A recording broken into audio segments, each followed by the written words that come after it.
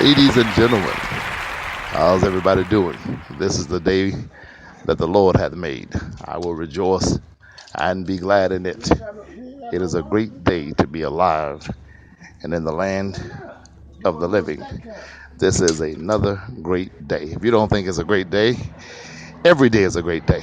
And if you don't think every day is a great day, you just try missing one of them. Miss one day and tell me whether or not every day is a great day. I am Sherman D. Manning, and as you might know, I am joining you live from Los Angeles, California. I am the author, as you might recall, of a brand new book titled The Truth About O.J. Simpson: Race, Class, Money, and Justice. The Truth About O.J. Simpson: Race, Class, Money, and Justice. This book is available at local bookstores. It is also available at Amazon.com. If you are interested in criminal justice and social justice in this great country that we live in, you should get a copy of The Truth About O.J. Simpson: Race, Class, Money, and Justice at your local bookstores and or on Amazon.com. It is a book, I tell you the truth. It is a book that you need to read. It is not just about OJ. It is about the no J's. It argues from the premise that the rich get richer and the poor get prison. And it has some solutions that we are able to take if we want to make a difference. It has some solutions that we ought to take to make the criminal justice system more equitable, more fair, more equal. Tell your friends, tell your loved ones, tell your buddies. If you know a criminal justice student, tell them to get The Truth About O.J. Simpson: Race, Class, Money, and Justice. Listen, if you're listening to this podcast,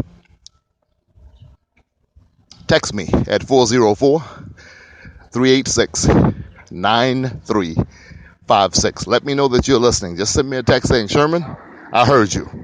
Or Sherman, I'm listening. 404-386-9356. Send me a text and tell me that you heard me. That telephone number will be operational until 6 o'clock this evening only.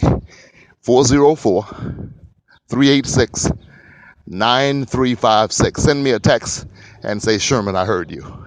I want to take a moment this morning to talk about your friend, Donald, the gentleman who claims to want to be president. Let me be clear and state to you in no uncertain terms that this man is a buffoon. This man is a threat to the safety and the security, how you doing, of America.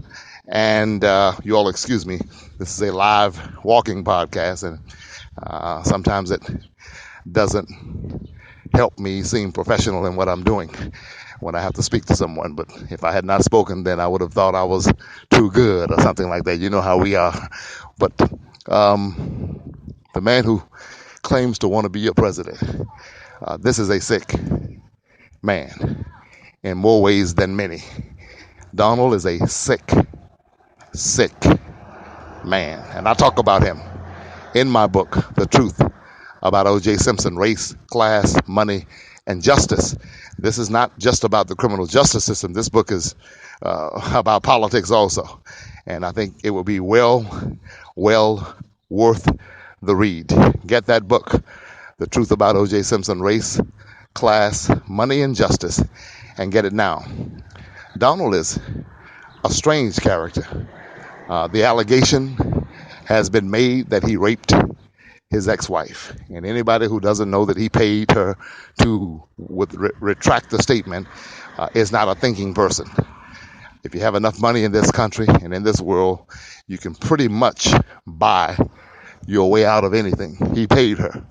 Okay. The allegation has also been made that Donald is a pedophile, that he is sexually attracted to minors, to children, and that he has paid multi-million-dollar settlements to prevent the prosecution of him criminally and to keep this information secret from the public. But all you have to do is listen to the guy. I mean, over and beside the fact that he is a pedophile, which is bad enough. Over and beside the fact that he raped his ex-wife, which is also tremendously evil. Over and beside all of that, if you just listen to this guy give an interview, this is not P.T. Barnum. I mean, P.T. Barnum promoted. Promotion, promotion, promotion. There's nothing wrong with that. I mean, I promote my book all the time. I tell you every day that you need to get a copy of my brand new book, The Truth About O.J. Simpson, Race, Class, Money, and Justice, available at local bookstores and on Amazon.com, and you'll be glad that you did. And I mean that. And I have a right to promote my product, which is a book that, according to Bob Blazier, is an excellent read, which is fascinating and riveting, according to Bob Blazier.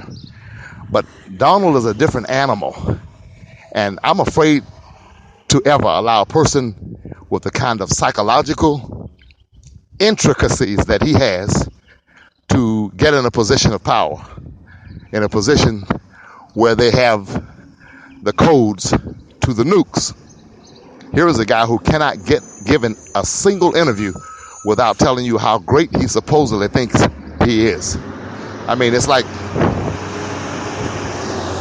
if someone were to have told me yesterday, Sherman, I really like that suit you have on. It is a great suit.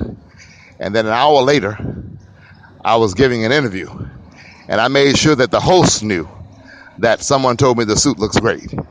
And then I turn around and say, well, you know, I usually look great in all of my suits because that's what I do, you know. 30 minutes into the interview, I brought the suit up again. At some point, you have to say, wait a minuet. How much validation does this guy need? And I'm telling you, ladies and gentlemen, I've dealt with white folks all my life. Many of them I love and consider to be dear friends. Some of them I don't like so well. But what has happened is I have found that a certain portion of them have this inferiority complex where they need to belittle you in order to make sense about themselves. And also where they have to constantly remind you of what they have, who they are, and what they think they're. I'm dealing with one right now in my neighborhood who brags to me about his Harley, brags about his truck, throws hints about how much it cost, throws hints about his car, brags about his job, how smart he is on a daily basis. But this guy pales in comparison to Donald. And, you know, I think that all of us have some ego. And certainly when you deal with politicians, you know, a certain amount of ego, to be quite frank with you, is almost a prerequisite. I mean, you have to have that big ego in order to run, in order to win, in order to withstand the criticism and withstand all of the other things that you will have to withstand if you're going to be in public office. But narcissism is a different animal. It is a different animal. I mean, I grew up under the civil rights leaders, Reverend Hosea Williams, Ambassador Andrew Young, both of whom were extremely self-confident, highly self-confident. They grew up under Martin Luther King Jr., who also had great confidence. But the kind of stuff that we see with Donald is just a different animal. There's a beautiful lady here. I wish you could see her. Good morning. And I know we're doing a podcast, but Lord have mercy. And so, oh God, thank you, Jesus. Okay. And so, you know, God really made some beautiful women in this world. Okay, we're doing a podcast here. Let's stay professional. Main thing is the focus. And so when you deal with a guy who can't give an interview without verbally applauding himself and complimenting himself, then that is a problem. That is a problem. And so I don't even understand how anybody could get hooked up with a person like that. How anybody could get, I mean, I know why his wife got involved with him, for the money. I mean, she's a first-class whore, if you will. So she got involved with him for the money. We already know that. His kids feel like they have to be involved with him because A, it's their father, B, he has money. But why would anyone else befriend a guy like that? One reason only: money. Money. Someone wants to get in his good graces. They want to brown nose and act like what he does and act like what he says is normal or okay. But I certainly hope parents don't let their kids watch this guy. And if they happen to watch him talk, interview, or whatever, I hope parents will use Donald as a teaching moment to remind their kids not to verbally validate themselves consistently, to not have these inferiority complexes, which leads to a person needing that kind of self-affirmation on a daily basis. Because with Donald, it's not a daily basis. With Donald, it is a minute-by-minute basis. You know, every 10 minutes or so, he needs to tell you how great he thinks he is. So the man is sick. The man is a sick puppy. And for those of you, my white brothers and my white sisters, who for some reason have bought into his anger and his rhetoric, I've got to say this to you. You're nuts. You're nuts. You're nuts. So miss me with the "I'm not racist." Miss me with the "I have a black friend." Miss me with the "I work with black people all the time." And miss me with that. If you're able to look at this disrespectful, dishonest, pathological, lying SOB and decide that is who you want on the world stage representing the greatest country on the earth, then there is something wrong with you. You talk about a back to Africa movement. We need to have a back to Europe movement. All of you who want him to be president should get on a bus and go back to Germany. Get on a bus and go somewhere to the Caucasoid and leave us alone. And when I say us, I mean us, good, God-fearing, brotherly loving white folks and black folks and Mexicans and Asians and others who don't have time for racism, who don't have time for bigotry, who don't have time to look down on anybody based upon the color of their skin or their political affiliation. Leave us alone. We want no involvement with you. We don't want to talk to you. We don't want to listen to you. We don't want to be seen with you. We don't even want to see you. When we see you, it sends shockwaves down our spines. It reminds us of the birth defect of slavery. It reminds us of pedophiles like Donald. It reminds us of men who rape their wives in a misogynistic fashion. It reminds us of the worst misogynist on the face of the planet. We want nothing to do with you. Get away from us. If you're into Donald's rhetoric, his lifestyle, his bitterness, his evil, his hatred, his racism, then go back to Europe, wherever you want to go. Just don't go to Switzerland, because they're not going to tolerate racism over there either. I've been there many times. But it's time to stop the bull crap now. The Republican Party wants to have it both ways. On the one hand, they want to embrace this guy. On the other hand, they want to act like he doesn't represent what they stand for. They want to act like he is not a representative of what the Republican Party is all about. He is indeed a representative of what the Republican Party is all about.